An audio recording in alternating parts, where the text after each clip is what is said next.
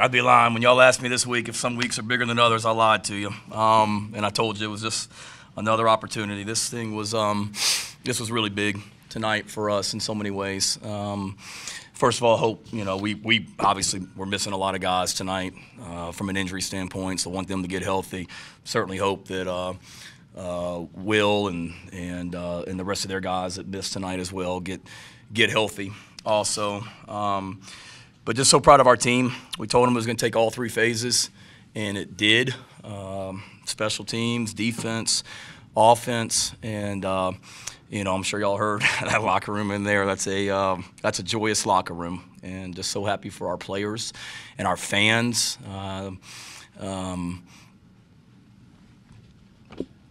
It's a great night for all Gamecocks, and I just told the team in there, it wasn't lost on me that 2 years ago when South Carolina came up here and there's a bunch of players on this team that were there here that night. It's not lost on me that that was certainly a low point for the players in this program. Their coach had been fired. They came up here and got beat handedly. And literally during the game, I'm sitting there watching it on television back in Norman, Oklahoma.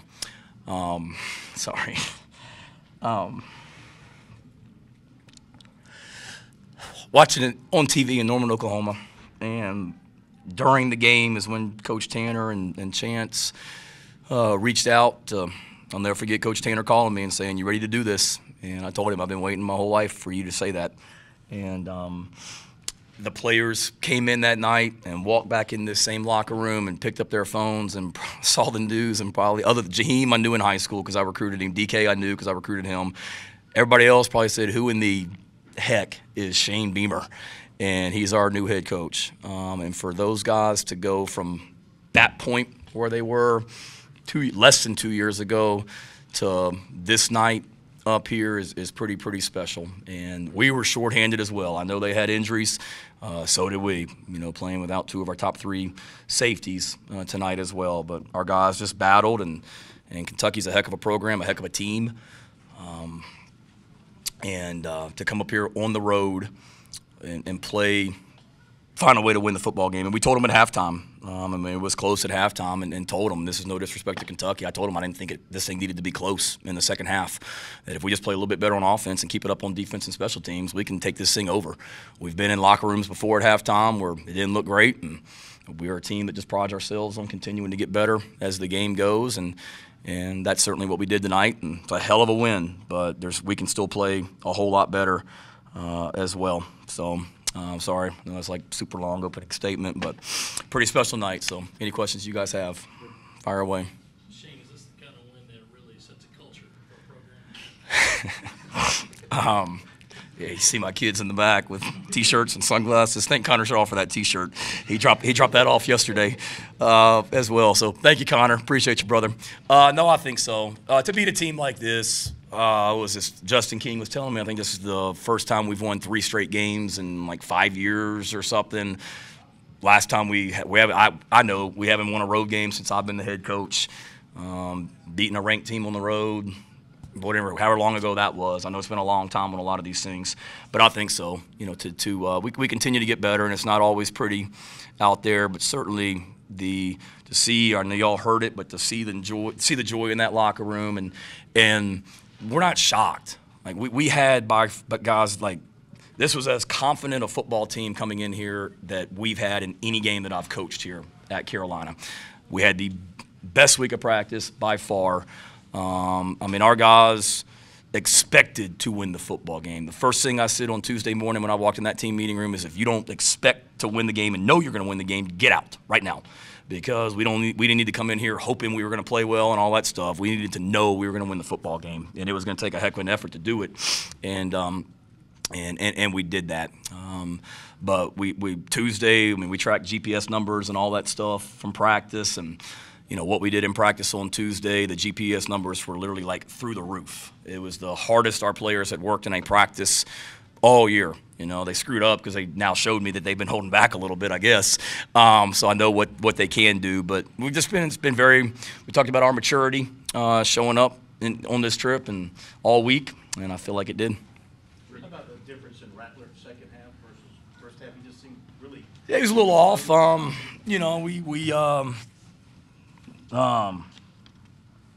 Yeah, I mean, we didn't play a ton of plays, and we felt like we played okay in the first half, Phil. We just kind of got plus territory a couple times and went backwards, and we threw the interception late in the half to Stogner. We just wanted to give him an opportunity to go up and get it, and underthrew it a little bit. But I told Spencer at halftime that he's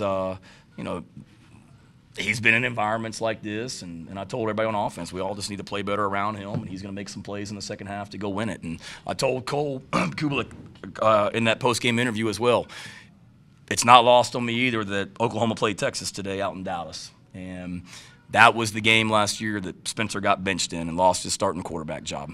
And I told him on Tuesday, this is going to be one heck of a story when you go up to Lexington on Saturday night and get this win for us. So on the same day that Oklahoma plays Texas 1 year later, that ultimately led Spencer here because he lost his job at Oklahoma, he leads us to a win like this in Lexington, Kentucky tonight. It's pretty freaking special for that kid too. Rick, Shane, we can see, we can hear how emotional this win is for you. Can you take us through the range of emotions? I mean, you go up 7-0, 13 seconds in.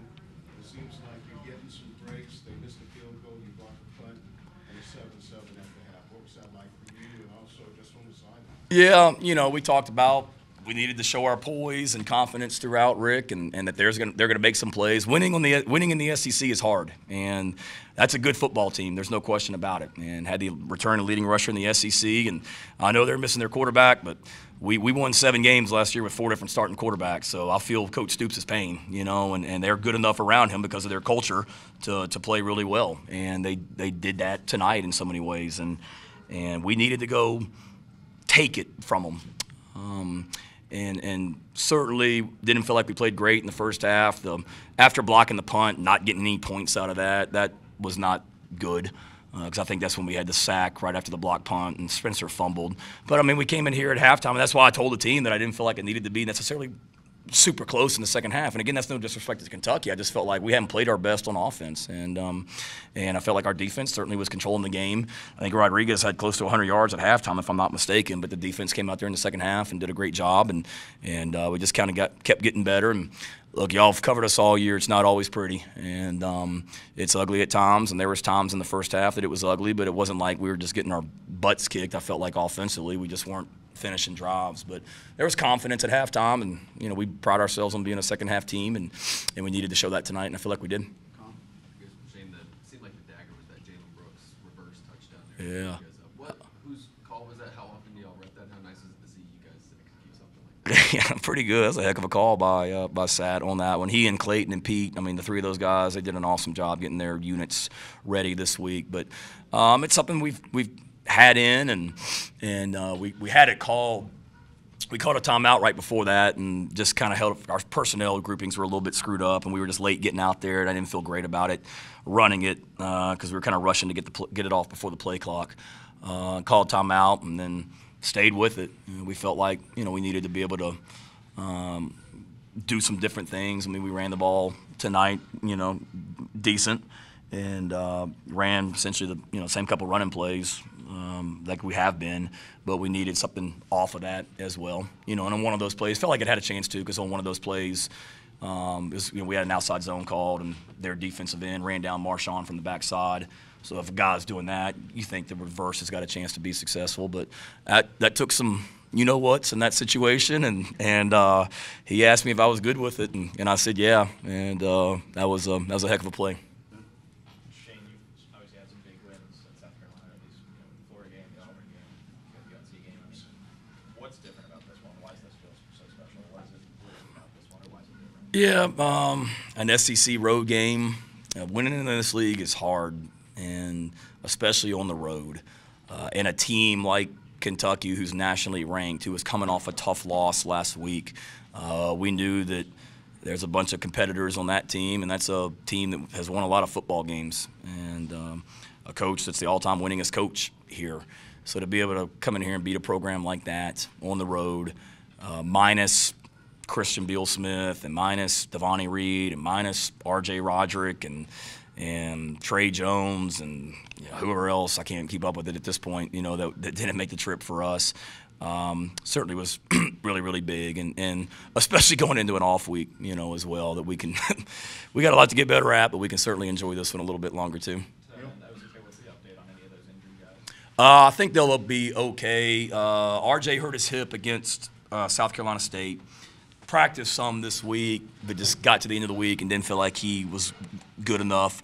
Devani kind of has a little bit of an arm injury that he hurt against South Carolina State. He practiced this week, but it just we didn't feel comfortable putting him out there tonight with the specific injury. CBS, he got hurt in practice actually after I talked to you guys on Tuesday. Just kind of aggravated his foot a little bit. Hopefully he's not long term. Same thing with Trey Jones. He should be back. So I think for the most part those guys should get back next week. Rucker and Huntley. Oh, I'm sorry. I forgot about Rucker and Huntley. Jeez, I knew I was forgetting somebody. Sorry, Boogie. I think Boogie's birthday is tomorrow too. So happy birthday, Boogie. Same thing. Promise they practiced this week. I wasn't trying to hide anything from you. Rucker practiced. Boogie practiced. Just didn't feel like they were going to be 100% tonight, and we didn't need to come up with anybody up here that wasn't 100% necessarily. So I think both those guys should be back next week as well. Some of those third downs, I guess throws that Spencer made. Yeah. Difference in the game, in your opinion? Yeah, what were we, 6 of 14 on third down, and the one to Brooks was huge. I think it was Brooks in the third quarter. Yeah, that was huge. Same play that we got ripped on against Georgia for calling on that fourth down play. So same play.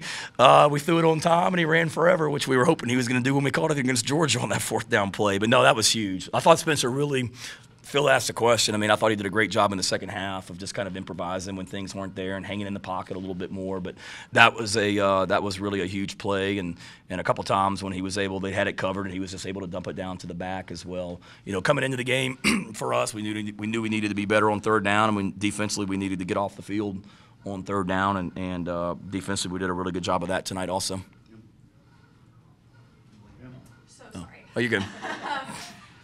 What was the message, one, at halftime, specifically to Spencer and to kind of the group as a whole, and then, what was the atmosphere in that locker room afterwards for you guys? Yeah, message to Spencer was just, settle down. We've been in environments like this before. You've won a lot of road games as a starting quarterback at Oklahoma. Just, go be you.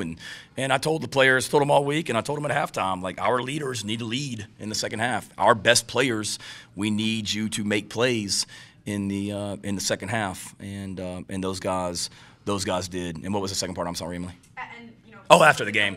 It was awesome. I was waiting for, they were already had the music rolling and dancing when I walked in, and certainly after we talked to them, it got even better as well. But no, it's what it's all about. We got a great group of kids, we really do. It's special young men, and they work really, really hard.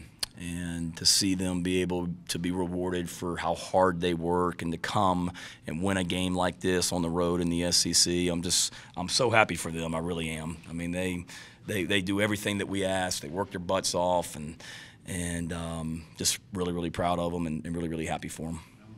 You picked us to win, didn't you? Me? Yeah. I think you did. I saw those predictions today, so appreciate it. I know a lot of y'all did. All right, I'm not trying to, but I was just. Yeah. I'm just glad you're here. I think the last road game you were at a wedding, Ben, so I'm glad you're here tonight as well, man. Yeah, we're talking a lot about the offense. The defense kind of shut the game down. 6 sacks tonight. Yeah. What do you see from your defensive line tonight, especially kind of off the edge? Yeah, they did a great job. We challenged them. I think going into this game, Kentucky was last in the SEC in how many sacks they had given up. So I called them out in the team meeting on Tuesday, honestly, and said here's where Kentucky is from a protection standpoint. They've had some struggles this year, and I think we were coming into this game maybe last in the SEC in sacks. If not last, we were close to the bottom. But I told them, I keep telling people how the defensive line is the strength of our defense, and it's time to show it. You're going to have a great opportunity on Saturday night. And they continue to get better, too. I mean, Gilbert Edmond continues to get better. Pickens is a warrior. Tonka was unbelievable tonight. Birch was awesome tonight. It was great to see all those guys. You know, MJ, TJ Sanders played a lot of, or not, we didn't play a lot of guys. I mean, we had a lot of guys that were out there for pretty much every play tonight, and they did a great job. All right, we're gonna let Coach go, get some players in here. We're good. Do you have one? I thought I saw somebody saying. Thanks for reading. Oh, I was no. gonna just ask you. I thought it was a long day in the hotel, man. I was trying to stay off my phone, but I did see those predictions. You're at the halfway point. Yeah. Would you have signed up for 4-2 and a SEC road win going into your break and the momentum that you had going? Yeah, I mean, no, because I would have gone into the season, would say, which one are you asking me to concede? So I thought we'd be 6-0. I didn't come in here saying, all right, well, we're going to lose 2 and hopefully we can beat Kentucky. But if I knew that we were going to lose, have the injuries that we've had, particularly on defense, to lose our starting defensive end, starting linebacker, we haven't had a healthy secondary since literally the first series of the Georgia State game, you know, when RJ went out. So I won't say I'd sign up for it, but to have faced some of the adversity we've faced from an injury situation to this point, we'll take 4-2, but we know we got a lot to get better at, and you know, this off week will be critical for us to get better. Shane, just real quick, did you guys contemplate a quarterback change at halftime or anything like that? No, he wasn't playing that bad, man. No, that never even came up, and that doesn't mean we don't have confidence in Luke. But no, that never even was discussed. It was, how do we finish drives when we get in plus territory, and we need to find some throws that he can go execute and help him a little bit with the run game and all that as well. Thank you, guys. Thank you.